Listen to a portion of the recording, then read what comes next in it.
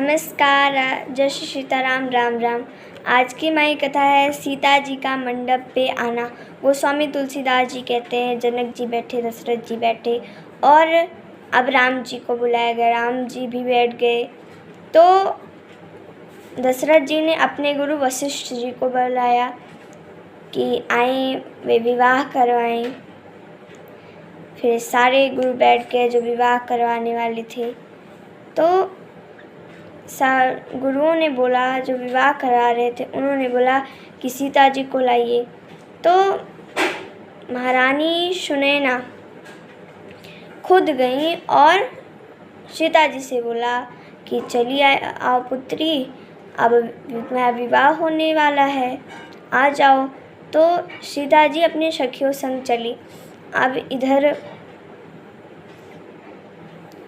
सरस्वती जी, लक्ष्मी जी और पार्वती जी भी चली आई थी। तो लेकिन उन्हें कोई जान नहीं रहा था, वे दूसरा रूप बना कर आई थी।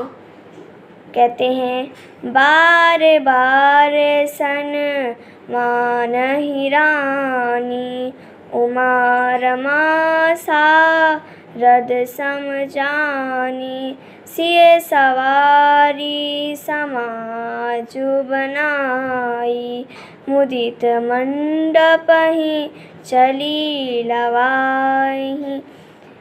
कहते हैं, उन्हें पार्वती जी, लक्ष्मी जी और सरस्वती जी के समान जानकर रानी बार बार उनका सम्मान करती थी। सीता जी का श्रृंगार करके मंडली बनाकर प्रसन्न होकर उन्हें मंडप में लिवा चली। जो सरस्वती जी थी, लक्ष्मी जी थी, वे दूसरा रूप बनाकर लेकर आ रही थी सीता जी को, लेकिन उन्हें कोई जान नहीं रहा था कि ये लक्ष्मी जी हैं। लेकिन तब भी फिर भी रानी उन्हें पहचान नहीं रही थी। फिर भी उन्हें सरस्वती जी के समान मानकर, लक्ष्मी जी के समान मानकर, सरस्वती जी के समान मानकर उनका सम्मान किया और उनसे कहा कि लेकर चलो सीता जी को। तो सखियाँ सीता जी को बीच में रखकर और उनके किनारे किनारे चली और इधर धीरे धीरे आई सीता जी और बैठी अपने आसन पर। जनक जी के भी बाईं ओर सुनैना जी बैठी। गोस्वामी तुलसीदास जी कहते हैं कि जैसे हिमाचल राजा के बगल मैना जी बैठी हूँ, उसी प्रकार जनक जी के बगल सुनैना जी बैठी। और फिर सुनैना जी बैठी। अब विवाह आरंभ हुआ। जब सीता जी आई तो ब्राह्मणों ने देखा कि सीता जी आ गई तो वे शांति पाठ करने लगे और बारातियों ने सीता जी को देखा तो मन ही मन उन्हें प्रणाम किया। फिर विवाह आरंभ हुआ। जनक जी ने और सुनैना जी ने राम जी के चरण धुले, क्योंकि वे दूल्हे हैं, और परछन किया,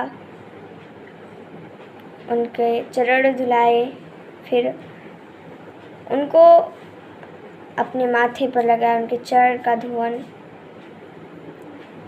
फिर सीता जी बैठी थी, उनके साथ विवाह आरंभ हुआ। कई मंत्र इत्यादि बोले गए, मंत्र ध्वनि सुनाई पड़ रही थी, मंगल ध्वनि सुनाई पड़ रही थी, वेद ध्वनि सुनाई पड़ रही थी और बाजों की ध्वनि भी सुनाई पड़ रही थी। बाजे, कई प्रकार के नगाड़े इत्यादि आए हुए थे, सब बज रहे थे और सारे देवता बड़े प्रसन्न थे। जब जाना कि भगवान का विवाह हो रहा है तो सारे देवता आकाश मार्ग से पुष्प बरसाने लगे। वो भी ऐसे वैसे पुष्प नहीं, कल्प वृक्ष के पुष्प। वे कल्प वृक्ष के पुष्प सीता जी और राम जी पर बरसाने लगे।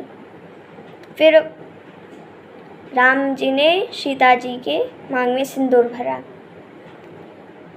उस समय इतनी अनोखी छवि थी राम जी और सीता जी की कि कोई भी कवि कह नहीं सकता है। श्री गोस्वामी तुलसीदास जी कहते हैं कि कोई भी कवि उसकी महिमा नहीं बता सकता कि इतनी अच्छी छवि थी उस समय।